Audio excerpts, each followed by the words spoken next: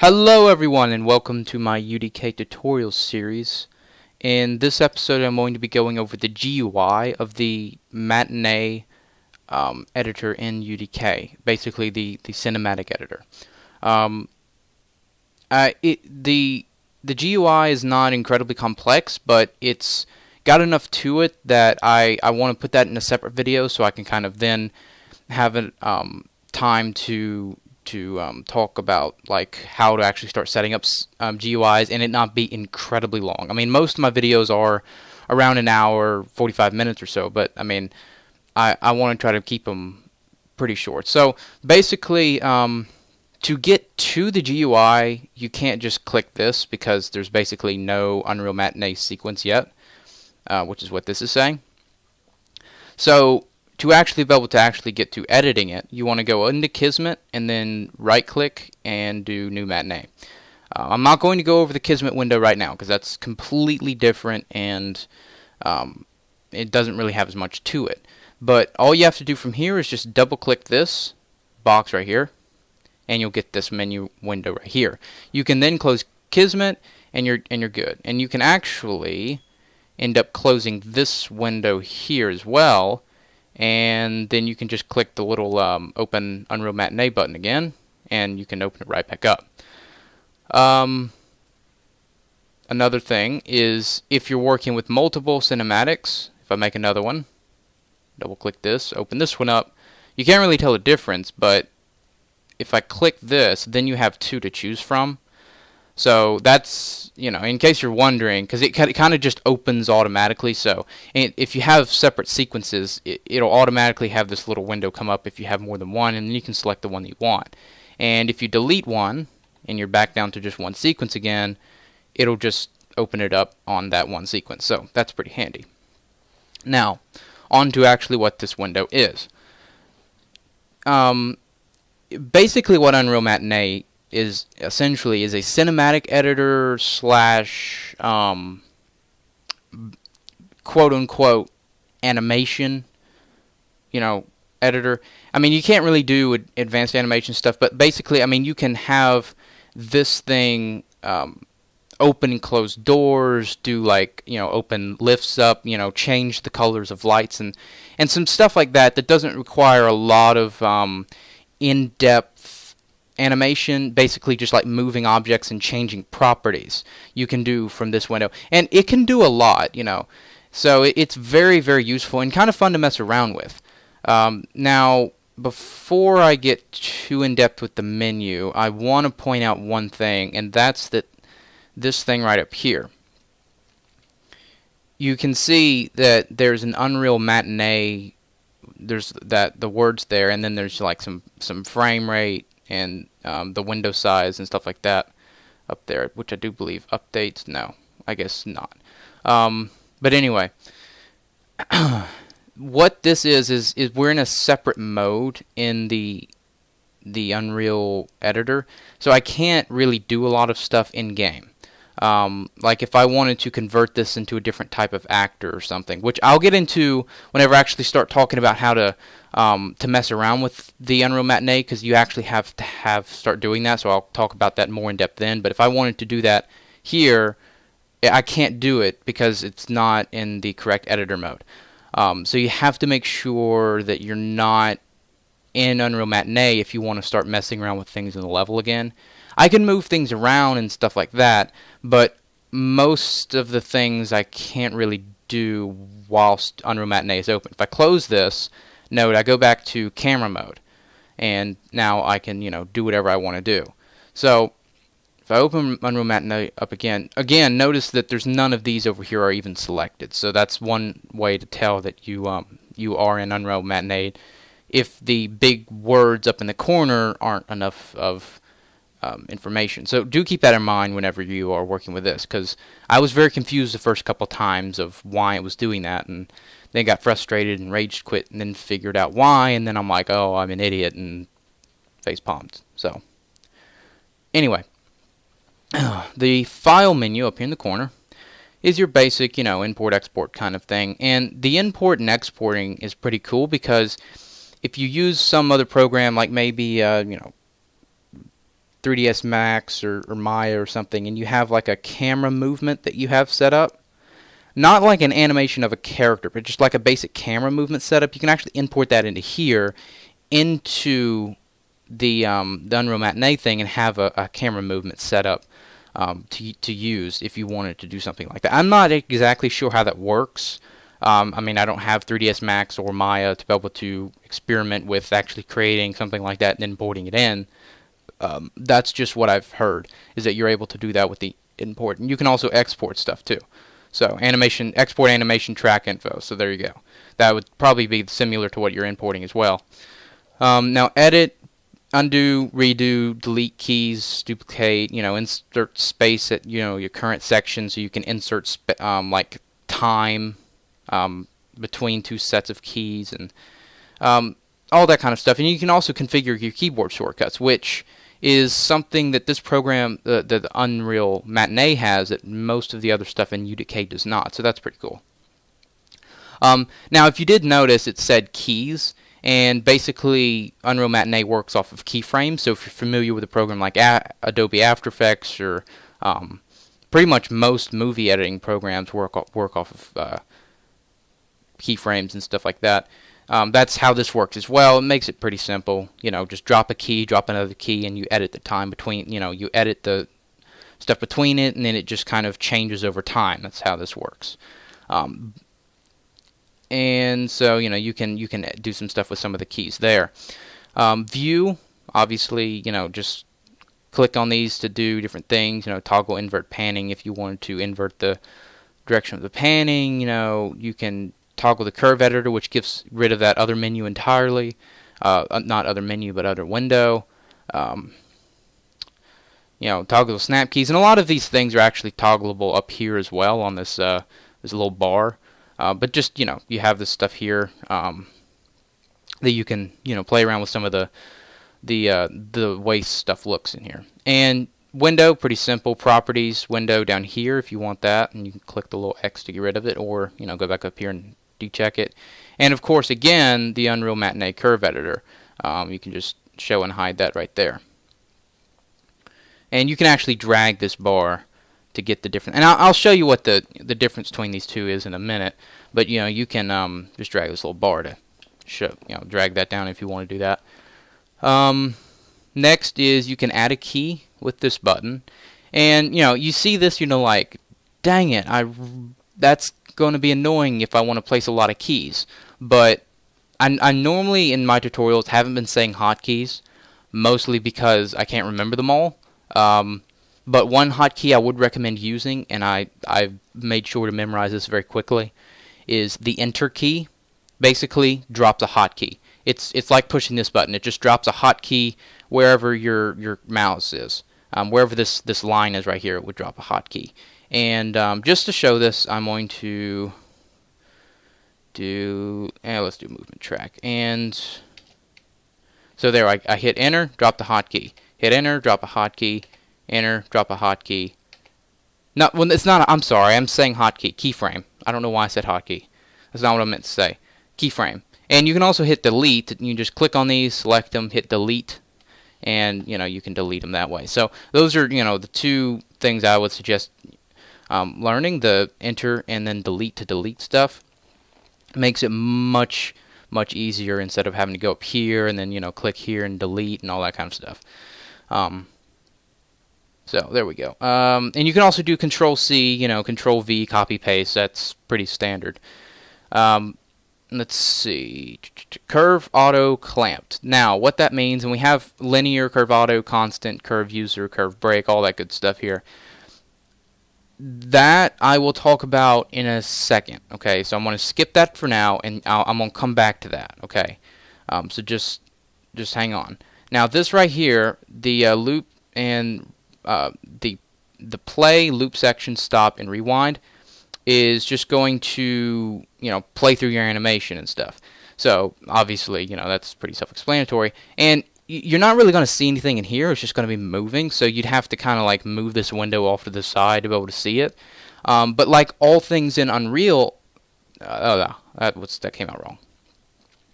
But like all things in the Unreal Development Kit, the windows work very well with multiple monitors. So I usually, whenever I'm working with cinematics, I will stick this menu over on my other monitor, just kind of drag it over there. And I know you can't see it right now, okay, but I'll just drag it over there, and I can play an animation, and it'll be playing out here.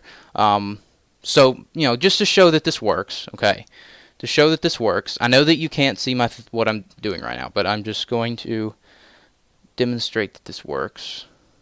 Okay. Movement. Oh. And I know you're thinking, yeah, you don't really have to show us that this is going to work like this, but it's okay.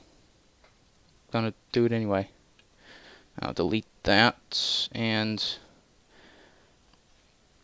you can just skip forward if you don't want to see this, but I think it's just neat that it works so well with multiple monitors. So hit enter, and okay, so I'm adjusting the actual movement, okay, and I go over here and on my other monitor thing and hit play. You can see it. So there we go. So I know you didn't see any of the stuff I did over there, but you could see the results of that in this over here. So it still works. So I've hit a keyframe and basically just hit the play. Hit play, and it moved. Because I mean, you still have to you want to be able to see everything that's going on whenever you have this window here. So and I mean, you can minimize this, of course, but it's always helpful just to have it up, so you can kind of see the progress of the time versus this and all that kind of stuff. So that's that. And I'm going to delete all this. And don't worry, I know that you're like, I don't know what you're doing. I'm going to explain that in another thing, but I just kind of wanted to kind of show that worked like that, because it's very handy. All right, now so that's pretty self-explanatory. The play, just play straight through to the end, and then it'll just stop and be at 5 seconds, which is the default. Very easy to move, make it longer. But loop section, this green section that's selected right here, it'll just loop there. So it'll loop from 0 to 1 seconds continuously back and forth. Stops wherever it's at, and then you can rewind, and wherever it's at, you're going to rewind from that point, and you can then play from that point. Okay, and if you hit it again, then it'll reset it all the way. Now, create camera actor at current camera location. This is very handy if you're working with cameras. Say you have like some shot where you're like the player is playing through the level and they walk through a door, and then the game cuts to a cinematic of showing this big wide shot of a city or something. I don't know, I'm making stuff up here. And so you're making the cinematic for doing this whole wide panning shot of city, and you have like some objects moving or something. I don't know why. Maybe like a bus explodes and the bus moves up in the air. As you're tracking all of this stuff and you're moving it and you're doing stuff in here, you could say stop it and say, what, maybe I want to have a camera where this bus explodes from or something to show like through the smoke and show back at where the player's standing for whatever reason. Hopefully you're following this. So you could actually just select at whatever time you want, and this will of course be updating. So you would have like something moving over here, and say it's over here at this time. You hit this button and it creates a new camera actor at that location. And I don't really think you can do this with objects, but you could do it with cameras. And so you could just create a new camera that you could then leave there or something and then switch back to.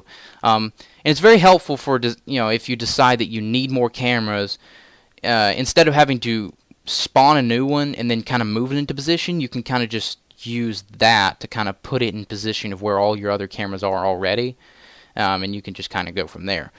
Hopefully that makes sense. That's the best way I can explain it without actually doing it, but to do so would require a lot of setting up and stuff, so I'm lazy. These are your percentage for your playback times. So I hit this, do 1%, and go. And okay, notice the seconds here. Okay, this is like we're not even hit. We just hit half a second. No, wait, no, we're We haven't even hit half a second. Now we have 1 millisecond has passed, okay? That's like as fast as you blink your eye. And so we're going really slow right now. And this would be, you know, very good if you're looking at very fine-tuning details. And if you were deciding on maybe doing a slow-mo, before you actually set the slow-mo up, you could just do it, play back your entire thing, you know, at like really slow speed to see what that would look like and see if you actually want to do that. Because you can set up slow motion in here, and basically it just does this. It just slows everything down and plays it, but it's actually, you know, it wouldn't be going, you know, this slow in seconds. It would just be going normal seconds, but just slowing everything down. And I'll get into how that works with the, you know, director tracks and all that kind of thing. But you know, you have your different speeds. You can actually click these and update it in real time instead of having to stop it and then hit it again. So that's pretty cool. So, you know, you could speed it up a bit, then slow it back down, then go normal, then hit it slow again, and all that kind of good stuff. So, now undo, you know, redo. That's pretty self-explanatory. Toggle curve editor. That's just another way of opening and closing that thing right there. Okay. Now your snapping. Very important. You don't have to have this on. I always recommend having it to something. So if you're not really going to see it when you're clicking around, but if I hit, well, hang on. If I hit enter right now, if I click right here and I hit enter, it's going to go to it's going to round and go to the closest half second and put the keyframe. So it went to 1 second. So if I click right in the middle between 1 and 1.5 seconds, so about like I hit right on 125. By some miracle, I hit right on 125. And if I hit enter right now, it's going to round up and go to 1.5. So half a second I usually leave it at, because, you know, half a second is usually about, you know, the maximum that people are going to really be able to see that things are changing. I mean, if you get into like, you can go all the way down to 0.01 seconds, okay?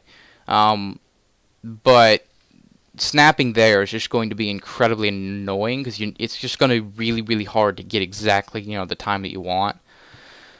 So half a second is usually good standard. And you don't even have to snap to time. You could snap to frames per second, or snap to keys if you already have keys selected. You already have a bunch of keys on here. You could start snapping to keys. But you know, you can do that, and then you can actually toggle snapping to frames, or snapping to whatever. You know, you can toggle whatever snapping you want if you have the FPS snapping enabled. But I'm going to put this back to 0.5 seconds, and there we go. And just undo. Okay. Now we have the view fitting. So fit view to sequence selected, loop, and fit view loop to sequence. Essentially what this does is I do this, and you're going to see the entire sequence in the thing. 5 seconds is all the way at the end here, and 0 seconds is right here, okay? Fit view to selected. Now I don't have any. Let me see. Okay, I don't have. Hang on.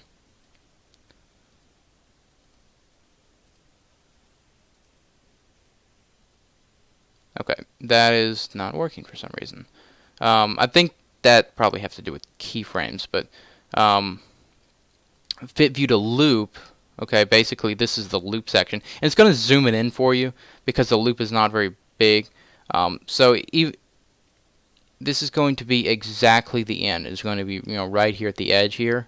Whenever you click this, so it looks like it's not all there, but that's just because the very edge of the screen is where it ends. So I can click at the very edge of the screen over here, and that's exactly where it ends. So it fits it entirely within the screen, which is nice, and it zooms it in for you. And then you can also do fit the loop to the entire sequence. Very handy if you just kind of want to loop your cinematic over and over and over again, and not just loop a section. Because if you hit play, it's not going to loop it automatically for you. It's just going to play to the end and then stop. So if you want to just keep watching it, making sure that everything is good every time it goes by, then you can just hit the fit view to sequence button. No, fit view and loop to the sequence button, and it'll just automatically zoom it out and then fit the loop to the entire thing for you. So now move to the end of the track is pretty self-explanatory. So if I do this, it fits it, and really because the track is only 5 seconds, it's kind of just easily moving it over. If I do this, then you'll kind of see it moves it all the way over to here. Because I was zoomed so far out, it wasn't really much of a difference. So if I do that, it's not really going to do anything. It's just going to kind of put the end of it all the way over here. So that's that. And we have negative numbers, so that's interesting. And you can toggle gore if you want. Launch recording window and create a movie. These are, of course, used if you want to film your cinematic, like if you wanted to use the cinematic you made in game of whatever in a trailer that you were putting together, without actually having to use an external recording software. You could just film it within UDK and then take that raw footage and do stuff with it. So that's what these are both for. You have the just create a movie button and then launch recording window. So I'm not going to start opening those up and talking about that because it's very easy to accidentally start making that, and then that would just kind of screw things up. I may get into that later on. I mean, we would actually have to have a cinematic to do stuff with first anyway. So, all right, moving on down, we have the curve editor window, and this is kind of one of the last things. And this is where I'm going to get back to this thing right here. Okay, we have the fit view horizontally, and I'm just going to move this so you can get a better idea of what this is and looks like. So if I do fit view vertically, fit view horizontally, it's not really doing much right now because it's kind of all in view. Fit view to all, fit view selected. Let me see. Kind of just move this. Let me just move it around. And then fit view vertically. Wait. Oh, I know. Yeah, see, that moves both of them. Okay. Fit view to all. It's not working.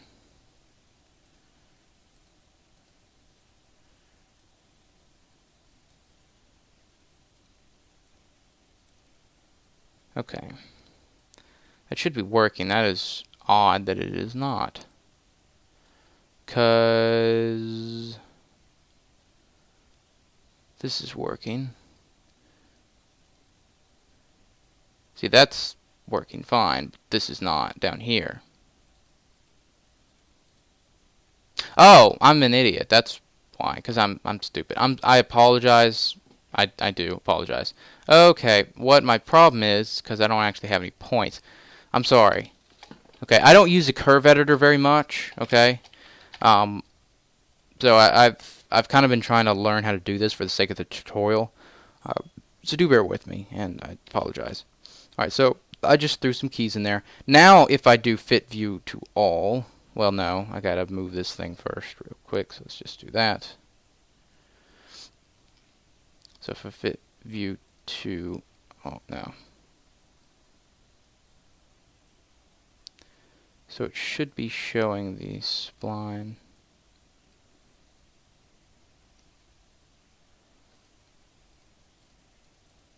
Okay, let me exit and go back in.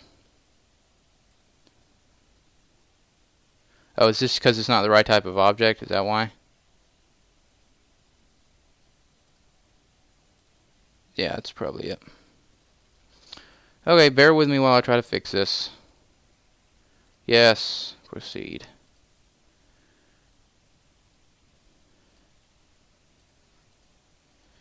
Delete. And empty group test. This was working before. I promise it was. All I have to do now. Oh, I know what it. Okay, now I know what the problem is. There. Okay. Okay, that's what it's supposed to do. I forgot to hit the little button there. Again, I haven't messed with this in a long time. So, hit the there's just like the little button now, little button here, and again, I'm going to talk more about like all this stuff here. But you have this little button, and you click that, and you can see like the actual spline. This is basically, if you've done like animation and stuff, this is like the actual spline of the object. I'm probably going to talk more in depth about how this actually works, okay, later, because if I started doing it now, I'd have to, start showcasing, all the movement and stuff, and I've already been doing some of that trying to get this to work right. So, I will do that at a later date. But basically, you can just click these to kind of fit the view how you want. So if I fit view horizontally, it fits the entire thing, within a horizontal plane, so you can see it that way. Vertically, it kind of centers it that way. So if I go up this, bam. If I go this way, now I can do this and then this way, and it'll center it horizontally but not vertically. Okay, and then if I fit view to selected, fit view to all, it does that. And if I zoom out, fit view to selected is not working at all. So apparently they're not working on either one of them. Okay, pan mode, zoom mode. Basically, I can just use the mouse, to, left click and right click to zoom, and right click to zoom in and out. You can just move it back and forth to zoom in and out that way, and then left click to zoom in and out vertically, right horizontally. Pan mode, you can just hold left click to go in any direction. Same with, well, right click doesn't actually work at all. So not same with right click. So just make sure that you are aware of this, because if you get it exactly where you want it to be, and then you accidentally are in pan mode or zoom mode, you screw everything up and you'll be mad. So, all right. Now these buttons right here, I could tell you what they do, but I think I'm going to save that to whenever I'm actually talking about how to be setting all this stuff up, because it gets complicated, and I'd have to be showing you and explaining some things for it to really make a lot of sense. Now, this is essentially setting up. Well, I'll give a basic thing. These are your kind of your different kinds of curves and stuff. Basically, I'll explain like the main difference between them later, but you can kind of click these, and they'll change the curve. So if I click this, well. Yeah, if I click that point right there, I can like change up how the curve works, and essentially how the object moves from point A to point B. That's what these do, and it changes up how they do that. And I'll explain in more detail what the difference between them is whenever, in the next tutorial about this. Like I've said about 1 billion times now, I'm sorry. But this is your like what it's set to by default. So we have a curved auto clamp type of spline, and by default every single point or keyframe that we place is going to be a curved auto clamp spline. Now if we change this to linear, every single keyframe that we placed would then be linear unless we changed it manually. You can change it manually easily, but by default they're going to be whatever you have upset here, whatever you have set up here. So these and these kind of go hand in hand. These are essentially all the same things as this. This is just adjusting it manually, and this is what you have set up as default. Okay? So that's how that works. Now this right here and this right here is just, for flattening. Like if I wanted to straighten this line, I could click this. I could flatten this out. Or, well, let me do this. And see, I could flatten it to an axis, or I could straighten it out if I wanted to. The straighten is not going to do so much because of the mode that it's in. But essentially, those just do that. It just kind of brings it back to a default state essentially. And then show all curved tangents. So this is just showing every single possible tangent that we can play around with right now without adding more. So that's pretty simple. And then your tabs, you can create these. Like, basically, this is useful only if you have a whole lot of things that you're working with. So, say I have like 10 of these, and 2 of them have to do with similar objects. Like, 2 of them have to do with doors, 5 of them have to do with like exploding objects that are moving through space or something. I don't know. And then the other 4 would no, not the other 4. That would be too many. The other 3. Math is fun. The other 3, you could have are similar objects, and you can have them grouped together essentially. Okay, so you create a new tab, you name it, and then you can like start just adding stuff. So I could do test or something, create that, and then basically add stuff to test by, go to default.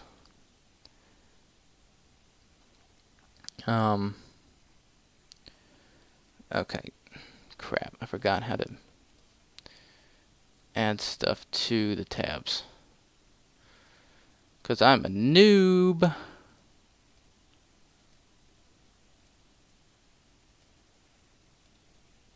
Let's see. Okay, well,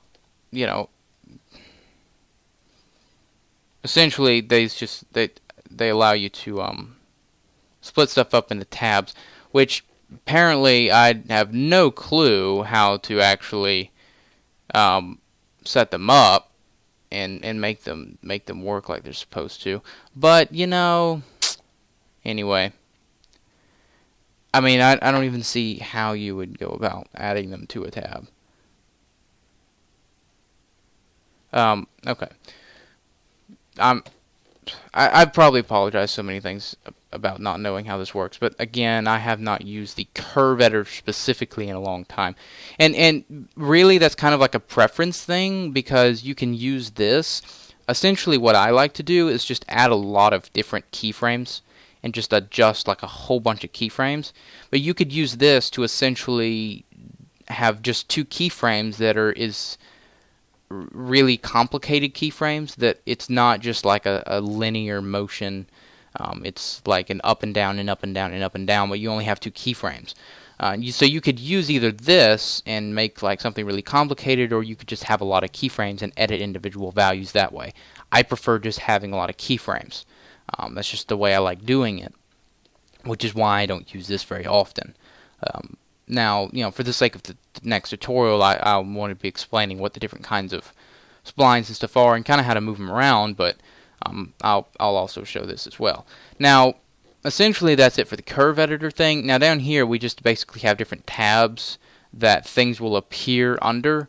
So, right now, we just have like some movement stuff. If we had like a lights or particles or sounds or whatever, those tabs would appear over here. So what if you're editing like an entire movie thing within UDK, then you can kind of click over here to see all the different things and kind of narrow it down a little bit. And you can have multiple things under one like tab thing, and then you can minimize that, and it gets rid of those keyframes, as you saw there. So you can kind of see how that works, and it kind of pushes the keyframes up to this right here, so it just kind of pushes them all up. And if you had like a whole bunch of them, it would just kind of fill up, and then they would just all go into their respective slots down here. So That is essentially the GUI for this. Now, you can change, like the properties window changes depending on what you're clicking on, as you can see. So I can't really give you an overview of this unless I were to go through every single thing that existed here, and there's a lot of them. So I'm not really going to go over that. But I mean, it's pretty self-explanatory. Group color, obviously, you can just change the color that it's showing. So I change that to like a yellow. Okay, now it's yellow. That changes, yeah, this thing right here, that right there, changes. Okay, so you see that right there is changing colors. So that's the thing that's changing colors. My bad. So it also is, I believe, changing that up there as well. So it's changing the line color too. So it's not just that little line there. It's changing the actual spline color so you can differentiate them. And you have different options here, so you can kind of disable movement, and this is specific to like a movement type track. If you had like a light track or something, it would be completely different options. Usually, I mean, these are pretty self-explanatory if you look at them, and if you're confused, look stuff up, because I have to look stuff up all the time.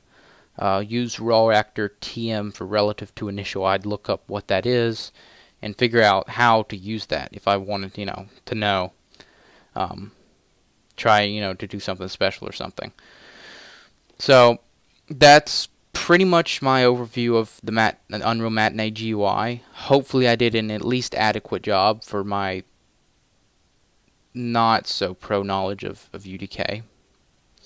And I mean, I am sorry I can't always know absolutely everything about this, but I'm not exactly doing this as like a full-time job thing, so I don't go just looking up everything that there is to know about UDK.